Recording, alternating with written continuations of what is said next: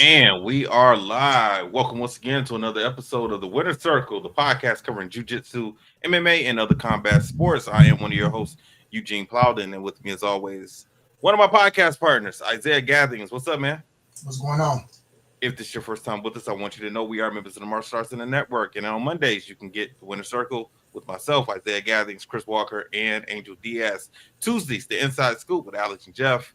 Wednesdays, the Traditional Way with Brett Shumway. And Thursdays, Fist Kicks and Flicks with myself, Joe Hartley, and Angel Diaz. For more information, you can check us out on all of our social media platforms. Just look for the Martial Arts in the Network on Facebook, Twitter, Instagram, YouTube, and Patreon. And don't forget about the main app, the Martial Arts in the Network app. Zeke, it is showtime. What is up, man? How was your holiday? It was great, man. It was great. For those who don't know, I am a grandfather times two. So I Congratulations, have, man. Thank you. So I have two grandkids. One's about 6 months, the other one's 2 years old. And for the past couple holidays, haven't had them both in the same room. So they were both there. And obviously the 6-month-old was able to experience his first Thanksgiving. The other one's running around, living life, having fun. So it was a great time with food, fun, football, and family. So great holiday. How about you? Yeah, man. It was pretty good, man. The Plowden family got together. So that was pretty fun. One thing that's interesting, man, as your family grows, you start to pay attention and look around and realize sooner or later somebody is going to have to be a millionaire because we just got too many people for the houses that we have. Like somebody's going to have to get a big house. Like I have a picture where my dad wanted to take a picture at the end of the night of everyone who came together, and we literally had half of the family, but it was still a lot of people, and it was only half of the family. So as time goes on, because Travis hasn't had any kids yet. He isn't married yet, so he doesn't have any a big family of his own. Same with Avery and his fiance. They haven't started having kids yet. Morgan and her husband, they haven't started having kids yet. So it's only going to grow as we get older. Like my son was with us, and I had 3 of my stepdaughters with us and my wife. So my side of the family is growing. So imagine when all of these other parts of the family also are going to start growing, and not to mention other cousins and things. Like somebody, we gonna have to get a mansion or something, man, or rent out a hall or something for our family events, man, because we're pretty deep. Interesting enough, man, a family of martial artists. As far as I know, I didn't have any conversations about karate. We talked about other things. We talked about sports. We talked about the Lions. We talked about some football, but I didn't have any martial arts conversations. No business talk, no school talk, anything like that. Normally, at some point in time, we normally break out in some martial arts discussion. Now, I don't know if Travis and Avery and Morgan had any conversations, or my uncle and Trav had any. I don't know, man. I might have been talking to someone else and missed those conversations. But as far as I know, there was limited amount of karate talk. Hmm. Yeah, that's a problem, man. I have a small family. I have a small family, and then having relocated, then that shrinks it down even more. Mm-hmm. And then, unfortunately, over the past probably maybe 7 to 9 years, we've been losing people, each year. So there's the rate that we're not reproducing at the rate that we're losing individuals. So for a family that was already small to begin with and pretty divided, it just continues to get smaller. And as we start to space out, then it just the direction of it changes altogether. But it's still the family that you have and the family whenever we do get together, it is a good time. I mean, it feels like a huge family because it's nothing but warmth and love with the individuals that are there.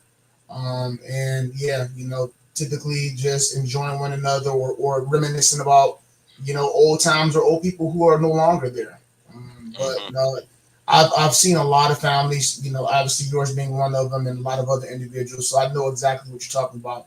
That's really big, but that's never really been an issue for ours. I mean, ours isn't even big enough where I don't think we've ever had a family reunion even. Like we have a pretty small family.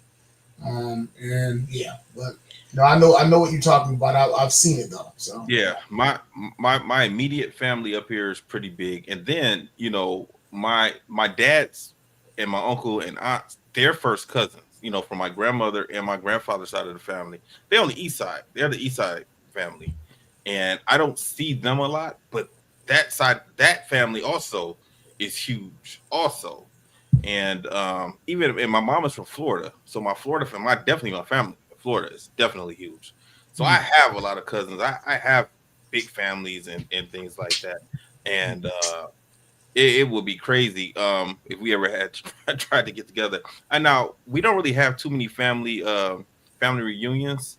Um, my East Side family, my East Side cousins, they do, and I don't know a lot of those people. That's like because my normal East Side cousins that I know, right, they don't go to those events. right. I remember when my grandmother was living, I took her. She wanted to go, so I took her there, and she introduced me to all these cousins and people who I didn't know. Like she was like, "This is my cousin, such and such," and this is. And That's weird to me. Yeah, That's just weird to me. I'm like, I don't know this person.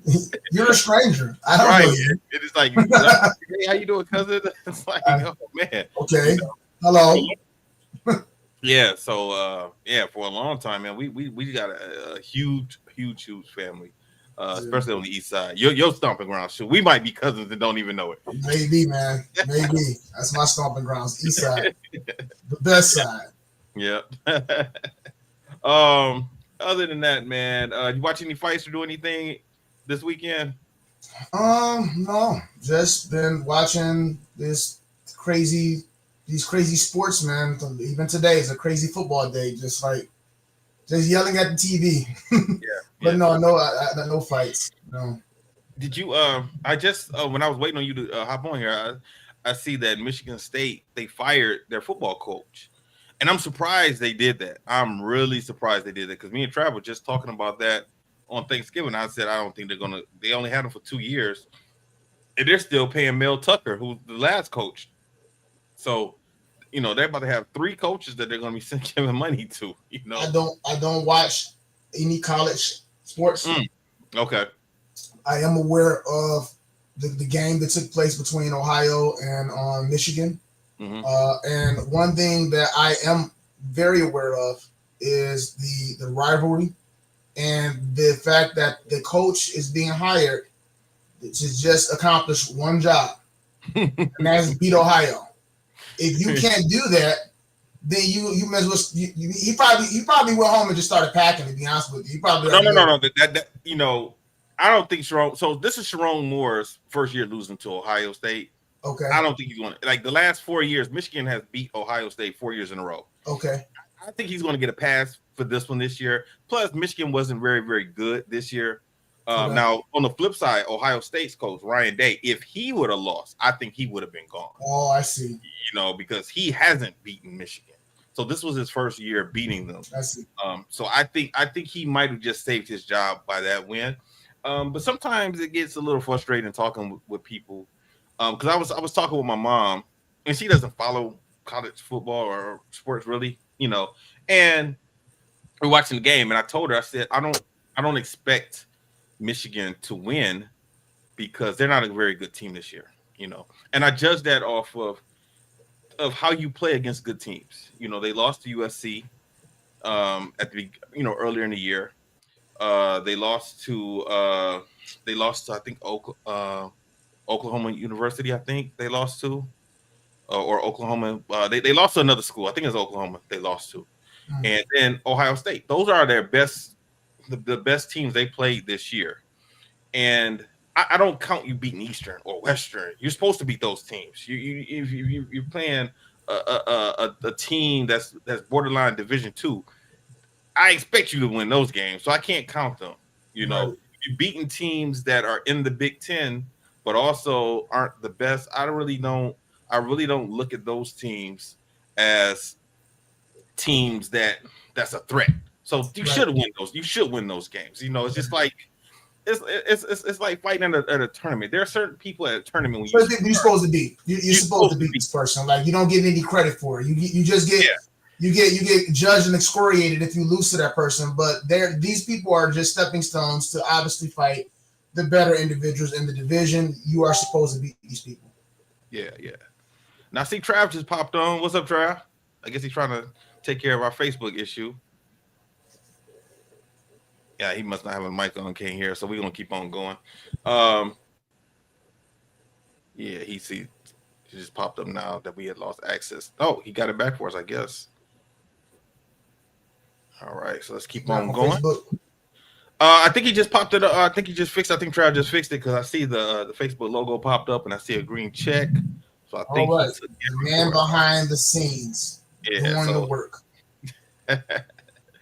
Yeah, man. So other than that, man, yeah, everything was cool, man. I had one of our stepdaughters came and she stayed with us for the last few days. So I had a house full of women. And of course, what do they want to do? They want to go to the mall. Black Friday in the mall. Man, that is something. And they want to go to 12 Oaks. So I said, okay, we'll go. But I was like, listen, I'm not about to walk around store to store with y'all. Find me, keep me in. I'm going to be in the food court, and I'm just going to hang out here on my phone doing stuff. I'm good. I don't need to walk around the mall. I'm not here to buy anything. When I go to the mall, I know exactly what I'm going to get. Exactly where you're going. You know what store you're going to. You don't need to look in nowhere else. I gotta look through no windows. I gotta go in. What's this thing that the women do where they have to walk into the stores and they have to touch the fabric of stuff and they have to just go through the racks? Like they walk in and they're like, oh, and then they just take it and they move this sleeve and they push this to the rack and they resend something back. Oh, this was nice, and they just leave out. Yeah. You had to go in there and touch that. Like you had to feel what that fabric felt like. This was important to you, that it drew you from the hallway, inside, so that you can look through these items that you have no interest in purchasing, just to touch them, move them around, you know what I mean, and then just leave back out. Yeah. So on Black Friday. So on Black Friday. So I told my wife, I said, listen, I'm going to pull up to the door, let y'all out the door. And y'all go ahead and just go shop. I'm telling you now, I'm going to be in the food court. So whenever y'all ready, just come find me. Just come to the food court and you'll find me. You'll see me in the food court. Yeah, I'll be there alongside a lot of other men. That's ready. Yeah. Man, there were so many cars at 12 Oak Mall. I had to park in the last parking spot at the back, at the end of the mall. And I had to walk across the parking lot to get back to the door. Wow. That's how. Yeah, it was packed. It was stupid packed, man. It was a lot of people. It was a lot of people at the mall. So that's what I did, man. And then they wanted to do the same thing again Saturday, but they want to go to a different mall. Originally, they wanted to go to Great Lakes Crossing, and we had that snowstorm coming in here. So I said, listen, we not about to go to Great Lakes Crossing because I'm not trying to drive down 75 in the snowstorm later. That's not happening. So I said, listen, I'll take y'all to Fairlane. We go to Fairlane. I'm like, listen, I'm not even coming in this time. I had my son with me too, and he definitely don't like walking around the mall. So I said, I'm gonna drop y'all off. I'll come back and get y'all. I'm about to go to my dad's house, and me and my dad and my son, we watched the football game, and then I came back and picked them up and brought them back home. So I definitely did not want to do that. And I have the type of job too. Like when I do my Christmas shopping, my job, I'm very, very flexible. So I can stop during the day, 12, 1 o'clock, 2 o'clock in the afternoon, run in the store, grab some stuff that I need to get, put it in the car, and do that leading up. I don't need to do everything on one day. I can take my time. And now with, online shopping, I order stuff also just comes to the house, so I don't need the craziness of the mall, especially on the weekend. I don't need that in my life, I don't need to get mad. I don't need to get frustrated. I don't need to deal with the hassle. I don't need waiting in long lines. I don't need any of that, Right. So, but let me ask you this, man. Let's jump into our first topic. Okay. So as a kid, in training in martial arts, my group of guys, my best friends were my training partners. So my brother, Ski, Peter Davenport, James Garnett, Kim B. Huey, Andre Stevens, a bunch of us, we were together every single day. We trained together every day and every weekend, every Saturday when we had classes. Saturdays, either my dad took us, or my uncle came and picked us up. We trained around 1 o'clock. We got done. Somebody took us to Coney Island or Taco Bell. Went to the comic book store. Back to my house. We playing video games till like 6 o'clock, 7 o'clock at night. Then they go home or whatever. So my guys, like we all came up together. And then even when we did demonstrations together, we went to tournaments together. Even times we didn't have class, we were still all traded together. Now that I'm in jiu-jitsu, it's different. It's just me. I don't have my close group of guys that I'm training with. So it's not the same, So now I've been at Gracie Jiu-Jitsu. I've been here for 2 years now. So I'm starting to, meet guys, but still it's not the same. We're not kids. We're not growing up together. We're not experiencing life together. Most of the guys I'm training with now, they're my age or older, learning how to defend themselves. Right. And then when I go to 10th Planet, I'm newer. I've only been at 10th Planet for about a month now. So I really don't know anybody there. So they don't have the same, sense of camaraderie just yet right now that I did when I was younger. When you were training, whether with karate or jiu-jitsu, did you have, training partners, friends that you came up with that you were training with? And did you guys do stuff off the mat to help improve? So for karate, yeah, I did. I mean, I had my initial introduction to traditional martial arts was done in a very informal way. Just buddy of mine, we go and, kick punch, whatever, in his basement or somebody else's basement, just kind of informal training with somebody who trained somewhere else. Mm-hmm. Then eventually he started training, and then he was training me based on the things that he was learning, at his karate school, because his parents could afford to enroll him, but mine wasn't able to afford to enroll me. And then eventually I ran into somebody in my neighborhood who was walking to, and I saw him with martial art uniform. He's walking to training, and I inquired, and that's how I ended up eventually getting with Grandmaster Franklin. So I mean, that's a whole nother story for a whole nother day. But I mean, yeah, I had a couple buddies that did it, and we kind of worked, together, inside of class and outside. I didn't have a lot of training partners or people that I was especially close with, where we did things outside of training. That was from the academy, because we trained in community centers, we trained in gymnasiums, after school programs. We didn't really have our own location for a very long time, and we only had it one time that we have our own location, and it wasn't that long. It might have been a year, maybe 2 years tops, before we even lost that. So it was a very transit lifestyle, as far as, we're training over here for a while, we're training over there. The places that we trained were stable, but they were really never our own. Then there was a time, because there were after school programs, where sometimes there was an age disparity between me and some of the other training partners as well.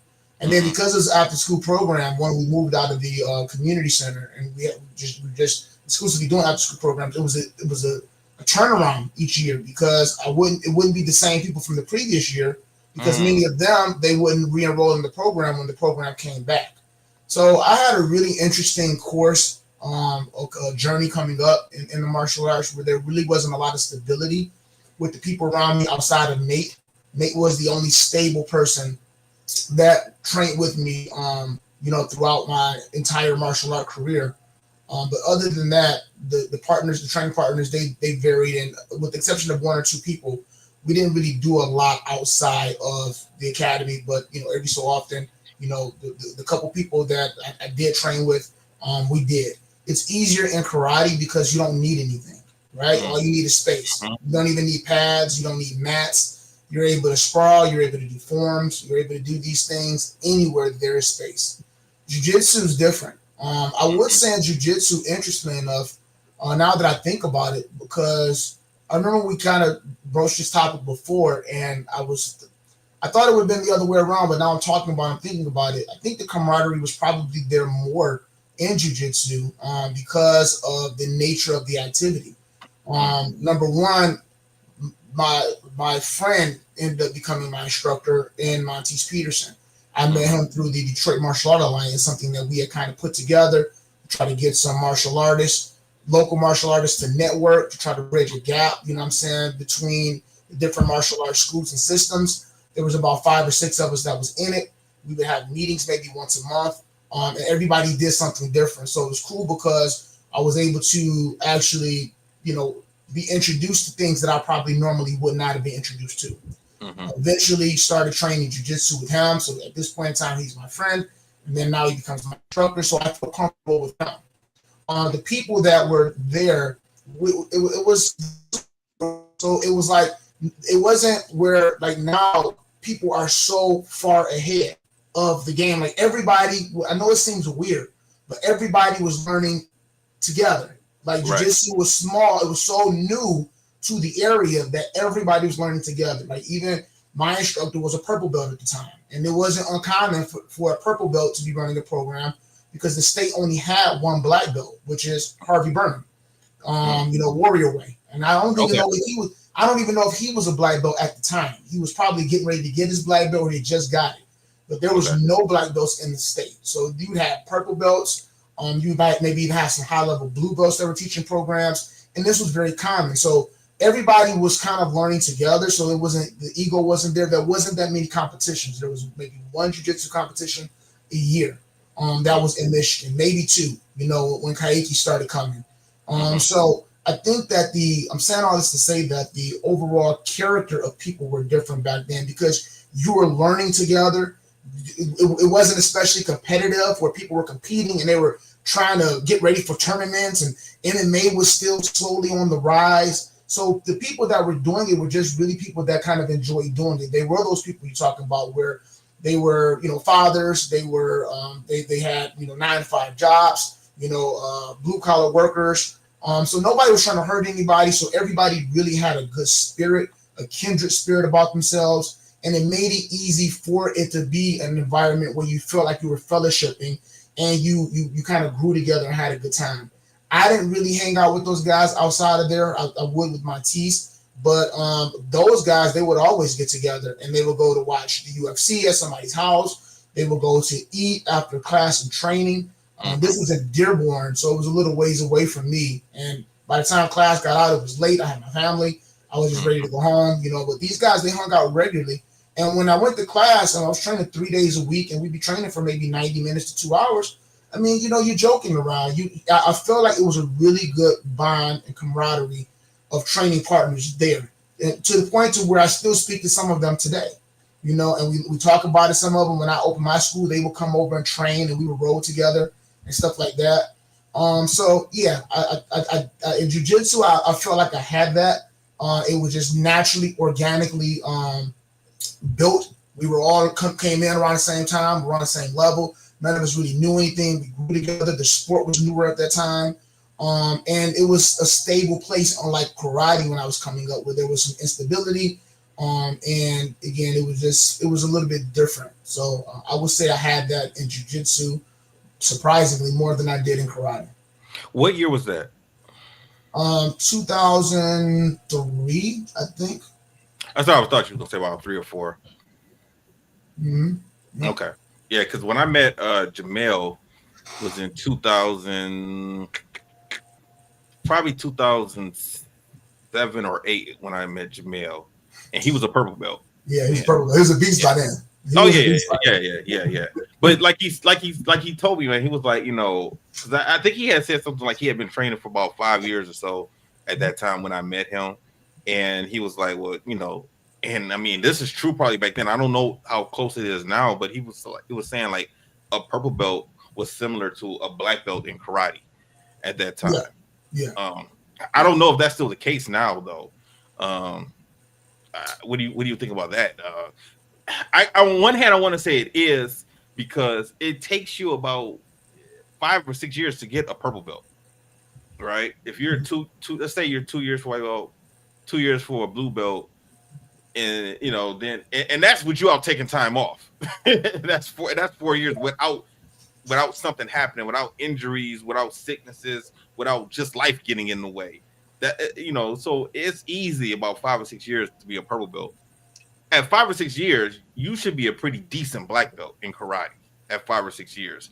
And once again, that's the viewer not taking time off or whatever. But now with so many different people doing jujitsu and so many different competitions, so many wrestlers coming into that activity now, I don't know because I'm only a white belt. I don't know if a purple belt is still considered somewhat close to being a karate black belt. Do you think that's the case still? Because now we have brown belts and black belts, plenty of them in the state now. So it's not the same like it was 20 years ago. When he used the word similar, I'm assuming that he's referring to two things. Number one, time, the amount of time that it would take to be able to get a black belt, as well as the amount of time it takes from white belt to purple belt, and then also knowledge, the amount of knowledge that is amassed and understanding of a particular art or system. By the time you're purple belt, you have a very good understanding about jiu-jitsu. You're just trying to, fine tune some things, troubleshoot and problem solve a little bit more, and just continue to get that time experience under your belt. But you have a wealth of knowledge, in just submissions, passes, everything. So I think that's what he meant as relates to similarities. If we talk about if that still holds true, I would have to say yeah. Okay. I think that a fast black belt in karate is 3 years. That's considered a fast black belt. The average is about 4 to 5. Mm-hmm. And again, this is depending on age, obviously, because if they're a child, then that's going to change things substantially, because depending upon the age, some individuals do not even pass out for black belts until, children are a certain age. And there's all type of different restrictions and different things that different schools adhere to based on whatever their belief system is. But just in their typical situation, a teenager or an adult, 4 or 5 years is pretty standard in karate from white to black belt. 3 years will be considered, I think, a fast black belt. That means that you're extraordinary. You don't miss class. You pass all your testings and exams, and you fulfill whatever requirements that are necessary. In jiu-jitsu, before it was about 5 to 6 years. Now a fast purple belt is about 3 years. Some places are passing out purple belts in 3 to 4 years. Wow. I think But 3 years. is that for people, because a lot more people are coming in with wrestling backgrounds now? Is that why I would think so. And on top of it, now that a lot of places have a actual lesson plan or curriculum that's in place, where it's not as random as it used to be. And with there being so many tournaments, I know that a lot of instructors really look at competition as a prerequisite for moving forward. And if it isn't a prerequisite, at least you get a nod. And we talked about this before, because you're competing. You're actually using your martial arts. This means that you'd probably be advanced or be better than people who aren't competing, because you're actually using it going up against people in a competitive setting. So they're probably going to give a nod to you and consider that as far as moving you ahead of the pack. Also, if you consider tournaments like the IBJJF, where if you win a particular division as a certain belt, you can't come back as that belt. So again, that's crazy. When you told me that, that's crazy. But what you're doing is you're running my school for me. You're running my school for me. I might have a testing system where you have to come to so many classes, you have to learn so many passes, so many self-defense moves, you have to have so many hours on the mat, you know what I mean? You have to understand, so many submissions, so many defenses. We might have to do a Shark Tank or gauntlet with you, with a couple of different people from different, I don't know what it is, but it doesn't matter anymore, because Steven went to the tournament and won by takedown points. He won by a near pass. He won by an advantage. So he won the division. 2 people showed up. He beat one of them by points, and he beat one of them by takedown. He beat one of them by points because he passed the guard. So now, because he was a blue belt. So now because he won that, he didn't even submit anybody. You know what I mean? So now he can't come back as a blue belt. So I have to give him a purple belt. Well, he wants to compete again next year. But he's not ready. He's only had the blue belt for a year. So I have to give him a purple belt now so he can go to this tournament. This is crazy. That's right? Crazy. So again, that's the reason why, to some extent, you're seeing faster turnovers. It's a wrestlers are learning and participating in jiu-jitsu more frequently now. Some of the competitions, like I just articulated, have these different rules or whatever.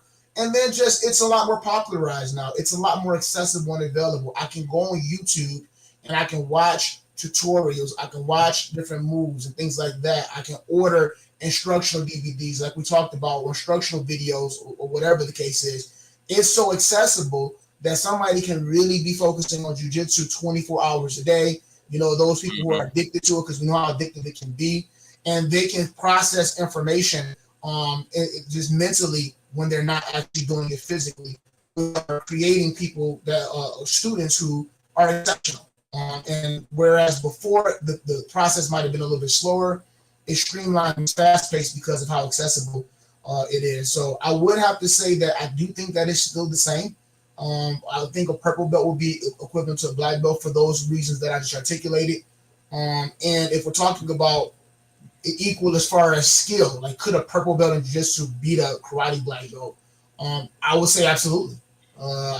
Unequivocally. I think it obviously depends on the practitioner, but with how inept the ground fighting is and how little focus most systems put on actually defending takedowns and fighting once you get on the ground, unless the person, when they were standing up, this significant damage before the jiu-jitsu practitioner got in. And remember, just because there's no striking in jiu-jitsu doesn't mean that a person knows how to throw a punch or a kick, right? Before you started doing any martial art training, if somebody walked up to you and they shoved you, you're going to put your hands up whether you know karate or not, and you're going to know how to make a fist and take a swing. So, but the person who actually knows how to throw a punch or throw a kick, that doesn't mean they understand how to get out of a choke. That doesn't mean they understand how to stop a double leg. That doesn't mean they understand how to stop, a Soto Gare takedown, or they don't understand how to, get out of an arm bar. Those are things that you just aren't naturally going to know and understand. You have to be trained in those things. So, if you're talking about experience and time wise, I think that it would still be the same. Okay. All right. Let's talk about something else, because you brought up quite a few things there, and which kind of organically leads into our next topic, which is BJJ as a profession. Now, have you ever watched the Daisy Fresh crew? Have you watched this on YouTube? Doesn't look What's like it called again? Daisy Fresh. Okay. No. So it's on Flow Grappling, right? And it's almost like a reality show / documentary about this jiu-jitsu school in Illinois. And it used to be a laundromat that got converted to a jiu-jitsu academy. And they kept the sign up that says Daisy Fresh. That was Daisy Fresh Laundry. And they just kept the sign there. They just kept the sign up. I don't want to mess up the name of the school, the real name of the school, but everybody calls them Daisy Fresh. That's the name of the team they adopted. But the school has the name. I think it's Pettigrew. Submission Systems or something like that. I didn't want to mess it up. That's why I really didn't want to say the name, but I believe that's what it was called. And these guys are dedicated to jiu-jitsu. Like, they live at the school. They have taken wood and built little boxes and connected it to the school and made doors, and they are living there. Now, when you watch these videos, because they did like 3 seasons, right? And they're sleeping on the mats. Like, they are living like back in the day, back like in Japan, where like the samurais used to live at the dojo, and they lived martial arts. That's how these guys, these young men and women, are living now. To me, it doesn't look very sanitary living like this, sleeping on these mats, and the mats look kind of beat up, and like they got to take a shower outside. Like, they got like a hose or whatever, and they just kind of, hose themselves down. I seen one thing, like they had like a little ice bath thing that they got in and was cleaning up in. I'm like, hell no, I'm not like, and they want to do this because they love the art, they love the profession, and they want to be competitors, and they want to train all of the time. And I get it. But at the same time, these kids aren't making a lot of money doing this. And I get living your dream and being a starving artist and all of that. But I mean, I'm thinking like, you can take a class early morning. Like a lot of academies got 6, 7 o'clock classes, and then you can come back in the evening and do an evening class and go to work in the day. Like why are you sacrificing your livelihood for this sport, for this activity? It seems kind of crazy. At the end of the day, what are you really going to get? It's only a handful of people that's making a lot of money as jiu-jitsu competitors. Right. Only a handful, and that's if you're winning the ADCC, and maybe who's number one, those competitions. Those are the only people that's really making a lot of money. And I'm talking about, the Gordon Ryans, the Craig Joneses, the Nicky Rods. Nicky Rod won the CJI, and, he got $1 million. But everybody aren't doing that. That's not every single tournament, So I don't understand the purpose of sacrificing that much for this activity. Like, can you imagine if someone, and I know we probably going to have sports karate people listening, but I can't imagine just training all day and not teaching classes or anything like that. You're just training and living, and you're doing little odd things to make money. Like, that's a huge sacrifice. And at the end of the day, like, what are you really going to get? You know what I mean? Like, maybe out of a whole year, maybe $20,000. That's right. That's not a lot, man. So when you get a chance, check them out, Daisy Fresh. Okay, and let me know what you think. But what do you think about that, BJJ, as a profession, as a professional competitor? Professional competitor. But I'm not talking about instructors. Like, none of this I've seen them doing is teaching. Now they might run classes, but all them people there's a lot of people that's doing this. That's there. All those people aren't teaching. They can't. It'd be, you're not making any money if all of y'all are teaching. And I know the head instructor, I've seen him, because he's on the show and he's talking about, and he's helping these kids, and my hat's off to him for doing that. But at the end of the day, like, you guys can't have health insurance to live like this, like, what happens if you get stabbed? What happens if you break a bone? Like, there's other things, life happens, and man, that's something else. The way that they're sacrificing for this activity. So I have a saying that I tell people, and it's pretty simple: is I don't want to sit around the feet of no black belts that don't have any stories. I don't want to. I don't mind sitting there and listening and being mentored by anybody who has failed, who's been injured, who things did not go their way, who lost competitions. These are the people I have to sit around their feet. Now, obviously, sit at their feet and listen to them tell stories. Obviously, I'm hoping that it turns around. There's some success stories involved in that as well. But I wouldn't want to sit at the feet if somebody says, yeah, when I started karate, I started doing it, and I always have more than enough money to pay for classes, so that was never an issue. Getting to class was easy. I never had any difficulties getting to class. When I went, I picked up on things fast. I passed all my testings, didn't struggle there. Went to tournament, won every tournament. I don't remember ever losing before. Never got injured. Just, you don't have anything to teach me. That's not relatable to me. That's not my story. That's not the average person's story. They need somebody relatable. They need somebody that struggled to pay tuition. They need to have somebody that struggled to make it to class. Their car broke down. They had to catch the bus. They needed something. They need an instructor to tell them, I failed the testing too. And I didn't quit. I came back. I broke my arm. I got my nose broke. I lost my first world championship. I lost at the local tournament, and then I kept training. I came back 2 years later and won grand champion. Like, that's the person that can encourage you and that you can learn from. So with that said, I adopt that type of ideology to almost anything in life, whether business or anything. Like, I need someone who's going to have experiences to be able to share. I'm bringing all this up to say that I believe that this is kind of their thought process to some degree.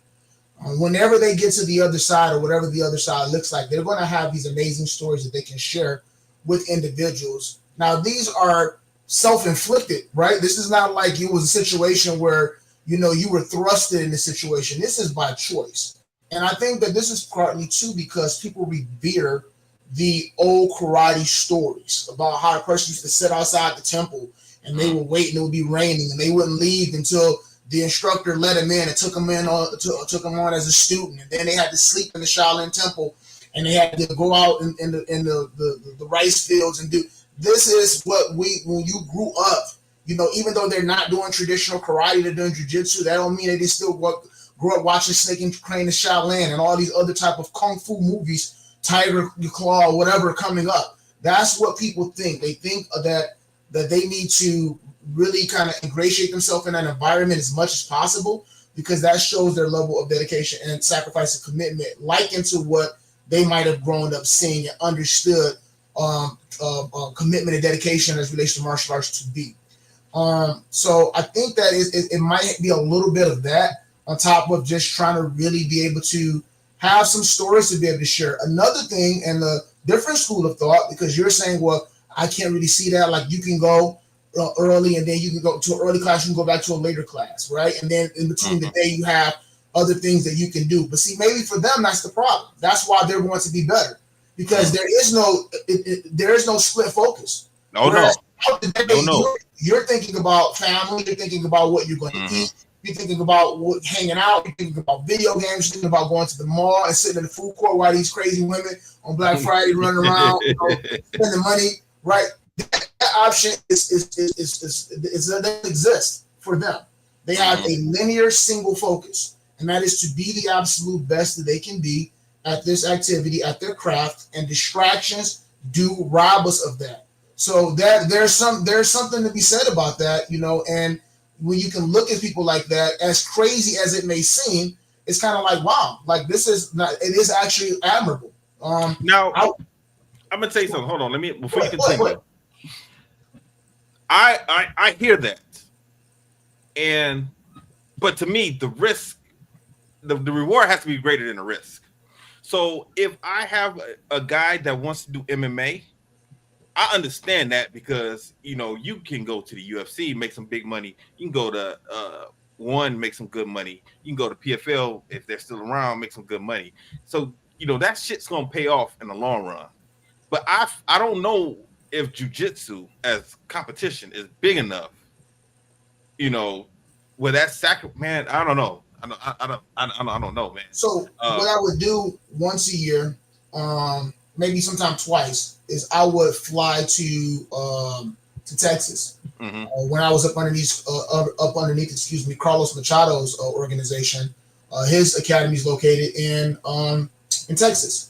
So we were affiliate. So they would have a couple of affiliate meetings where all of the affiliates would go down there and they would train. Most of the times it didn't really line up well with my schedule.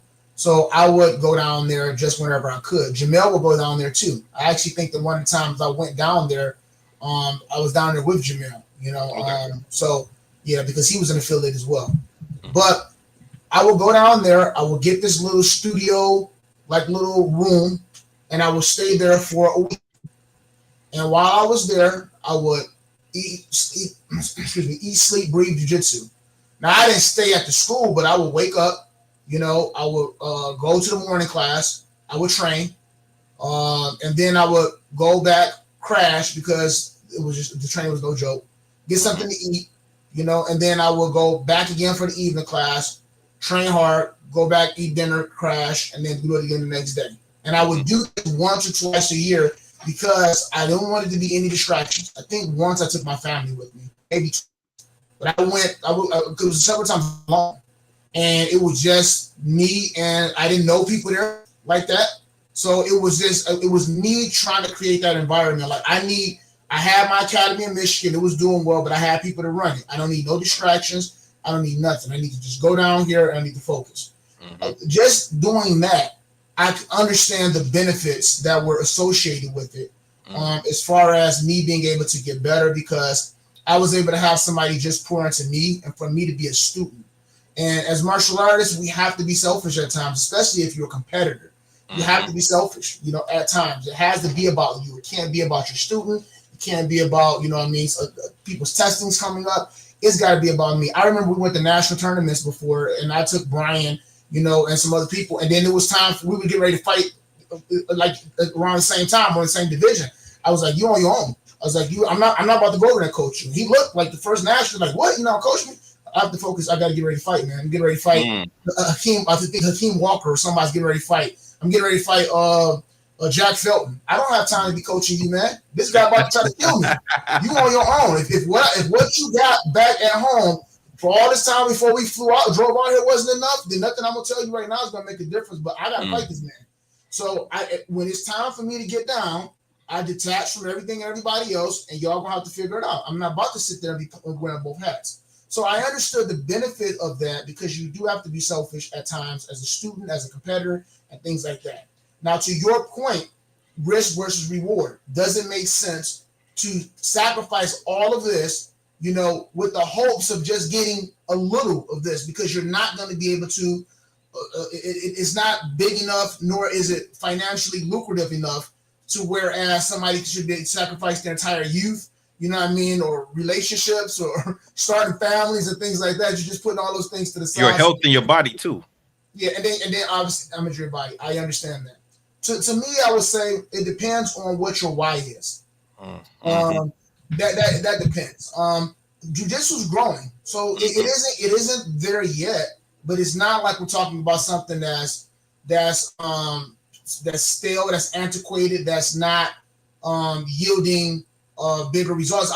This question would be more relevant in my opinion, and I know I'm about to get killed because this is primarily the guys that's on this platform, right? But this would be a little more relevant in sport karate, I would think. Sport karate has a ceiling financially, right? You can compete in a lot of tournaments, and the tournaments are paying a decent amount. Your uncle will even tell you that back in the day, somebody whose feet I love to sit around and listen to talk and tell stories and mentor me, as well as a lot of other people, he would tell you back in the day, tournaments was getting away like $7,000, $5,000. This is what we're talking about back in the 80s, man. You know what I mean? And now you go into some of these events and, you winning $4,000 if you beat these killers that's out there now. You know what I mean? $2,000, $1,500 in the ring. Yeah, I can go and compete in more tournaments. And, throughout the year, I can do 10, 12 tournaments. You know what I mean? And I can be okay. But I think that I don't think it's on a trajectory of rising as far as not just competitively, but financially, like jiu-jitsu is. Jiu-jitsu, there is the CGI where they have a tournament. There's a tournament still. It's once a year, but you still can win $1 million at this tournament, right? That forced and put pressure on the ADCC saying, you can't keep giving away $10,000, bro. Y'all been giving away $10,000 for the past 25 years. You can't just keep giving away $10,000. So now they have to step their game up. And now there's a lot of other organizations that are going to be popping up in between that's going to be shoveling out some decent cash as well.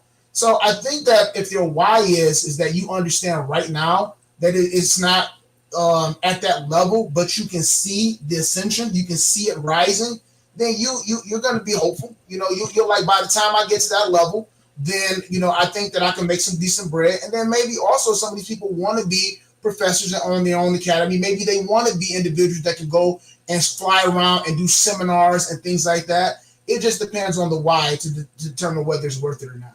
Yeah, you got a good point there, man. Very good point. Because when I think about it, I spend a lot of time sacrificing for music. A lot of time and money. And I think the thing I got out of doing music stuff is marketing. That marketing promotion. So I learned that stuff from all the different things that I had to sacrifice or whatever, But once again, I was looking at the end goal was sooner or later this is gonna pop, and I'm gonna be in the music industry and I'm gonna make millions of dollars. That was my why. That money is always money. I was there. I was the same thing. I sacrificed the time for music. Every little dollar that you got, I was in the studio. You know what I mean? It's just like, man, like it's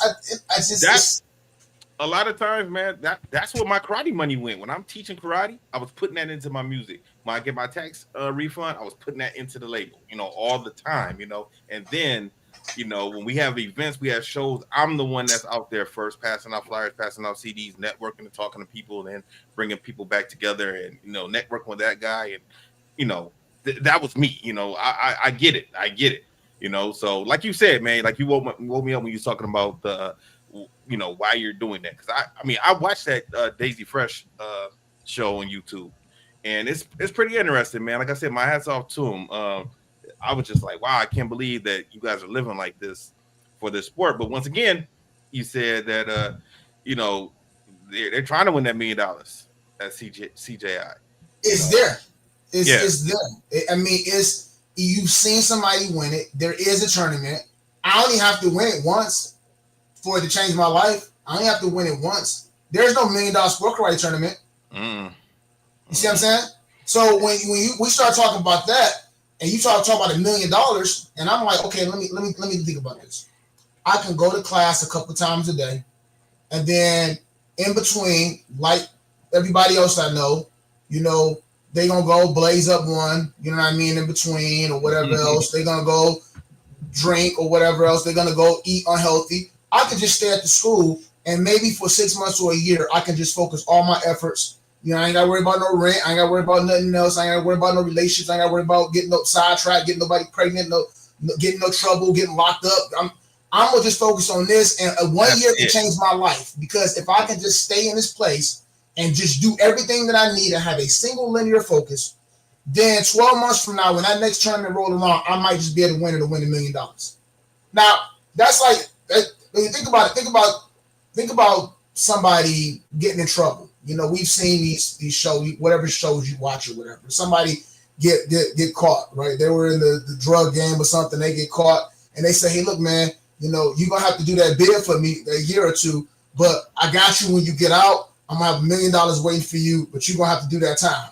Right? The way they're looking at it is like, okay, I can snitch this guy out, or I can get out and I can be a year from now or 2 years from now, I can be rich.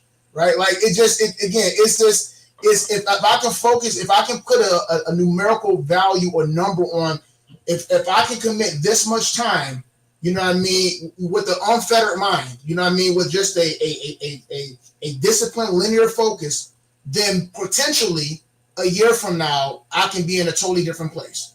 100%.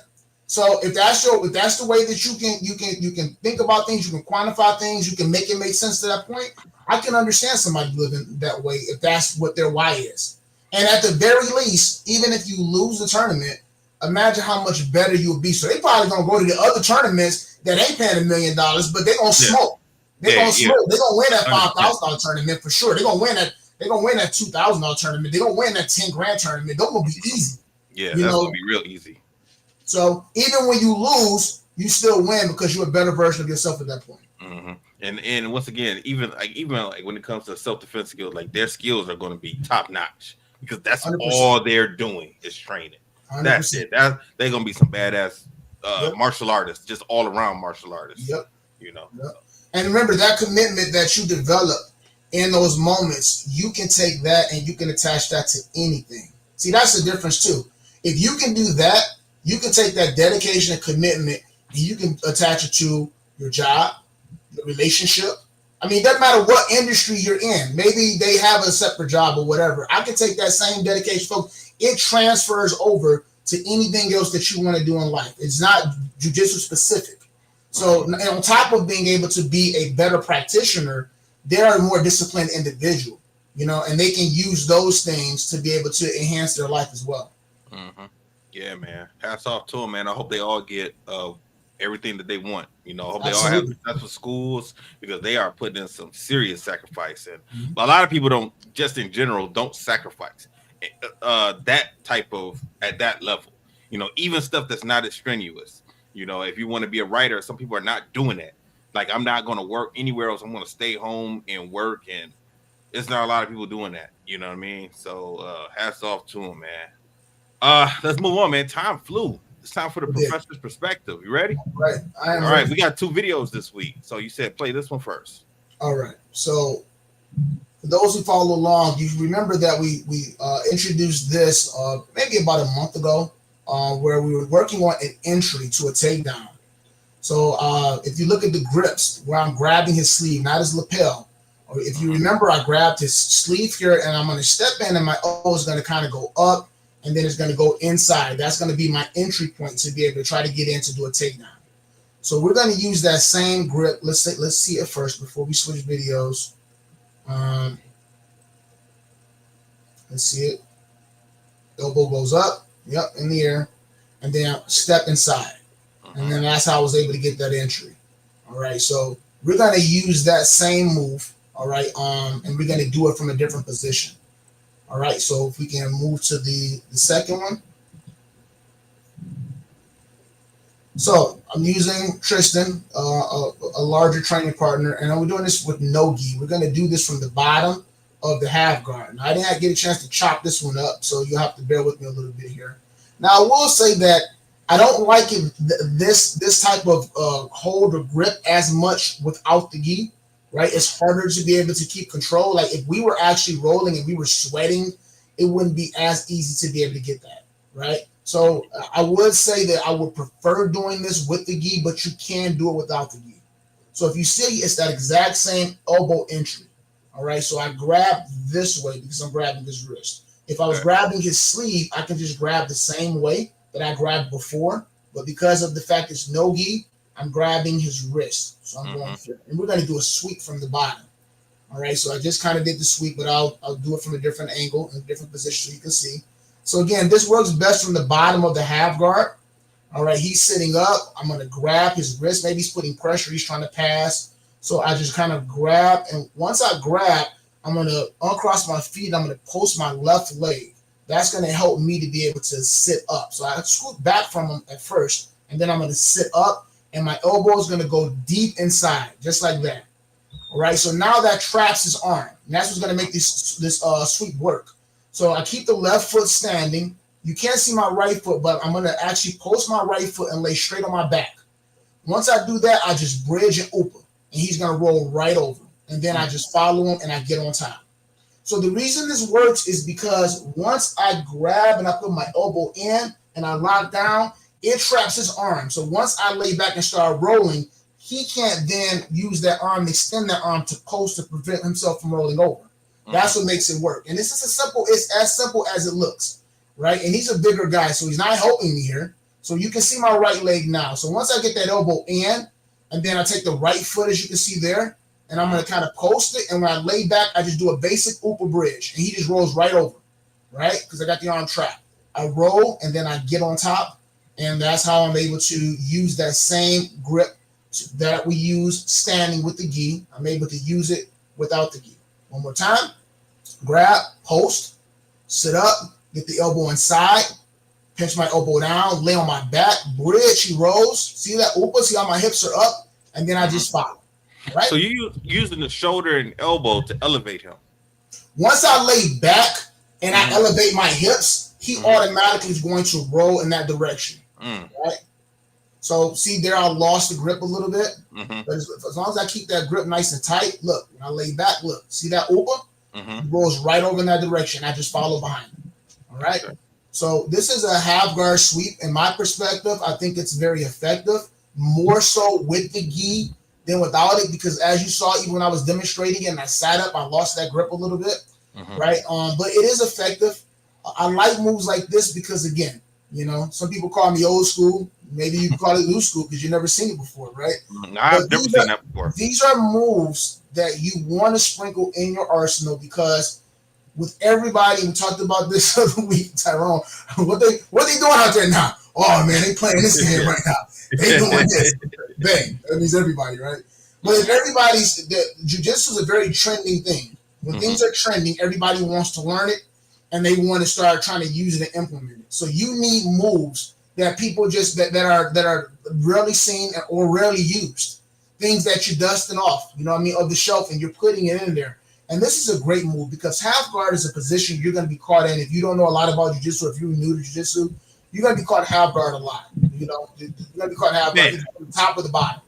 You're going to be caught half guard a lot. And I used to hate half guard, and now it's actually my favorite position because I've embraced the fact that I need to understand that I'm going to be here. And I have to spend time on the top and the bottom, especially the bottom. That's more of the frustrating. Top ain't too bad, right? The bottom is just you like, look, man, I have to be offensive and learn some sweeps, you know what I'm saying, or some setups, or I got to be able to get out of here and either get the full guard or reverse the position or stand up or whatever my goal is. But I can't lay down here with a guy that size laying on top of me, cross facing me and squeezing and laying his weight on me.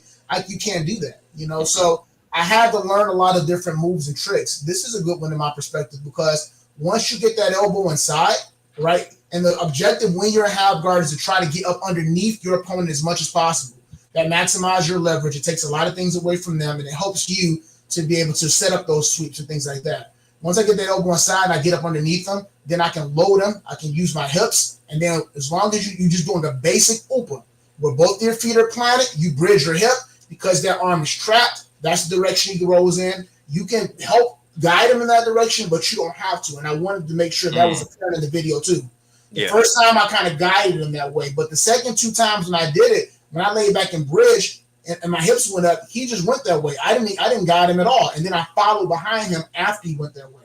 So if you feel the need to guide a person, obviously they'll go over faster and harder, but it's a really effective move. So from my perspective, you should try it, add it into your arsenal of moves, and just, I think you'll catch somebody with it because it's something that's lesser seen and that people just aren't really working on a great deal right now. Not because it's not effective, but just because people are doing things that's trending. That's just my perspective. I'm gonna give it a try next time. When I'm in class this week, I just saw it for the first time today, so I don't think I'm gonna get it this week. But try it with the gi. Try it with the gi. So when the person has their arm posted on you and you're in side control, a half guard, grab that grip. That obviously is close to you, and then for you, because you're a kind of bigger guy, you won't be able to sit right up. And here's a detail for everybody as well that's going to be helpful. You're going to want to scoot away and sit up at the same time. So he can push you down a little bit, but if you use that driver foot, so that left foot in my case, if I use that foot to push away and sit up, that'll give me the space that I need to be able to actually insert that elbow in. It'll make sense when you're doing it. You will understand what I'm saying. If you try to sit right up, you're not gonna be able to sit up into him. So you have to scoot away like a half an inch and sit up, so that way you can get enough space to get it inside. I think he's not gonna fight it because his arm's not threatened. Once you get it in and you pinch that elbow down, then he's ready to go for a ride. He won't be able to get it back before you can sweep him. I think that's one of the things that I'm learning the most in jiu-jitsu is it's not about pushing. Like when you're trying to create distance, it's not about you pushing that person away. It's about you getting your body away with shrimping. Absolutely. To get that space and then come back in when you have better in a better position. But that half guard, man, that is a bitch to get out of, man. Because I had a guy in a twisting arm control, and I had his arm wrapped around his neck, and I had his wrist, and I'm trying to force him to roll over so I can take his back, right? But he had my left leg in half guard. So as I'm trying to encourage him to roll over more, he's not going anywhere because I couldn't do anything with my leg. So I was pretty much stuck, and I didn't want to lose that position. So I just kind of waited. I put my weight on his elbow as it was around his neck, thinking like, okay, he's going to be more uncomfortable before me, and then maybe I can go to the next move. But he just waited. He just waited it out, and I eventually went ahead and made that move. Of course, he was higher ranking than me, so he knows, So right. All right, man. That's it. We got to another hour, man. That was a fast hour this time, man. It was really fast. It was. All right. Well, everyone, you got anything else you want to go over, Zeke? That's it, man. That's it. We All right, cool. We wrapping up, man. We almost at the end of this year, so it's coming. Right. This is the last one of these winter circles in November, and then next time we see us, it'll be December. And we almost ready for Christmas and a happy New Year, and we looking staring down 2026. So it's coming. It's New Year's fun in Vegas. I've never been Vegas for New Year's. It's pretty fun. Let me tell you something, man. We don't go down there, man. We're not going down. It's crazy. See, it's like they cut him off. They didn't want him to tell any secrets about Vegas. Froze up on me, Zeke.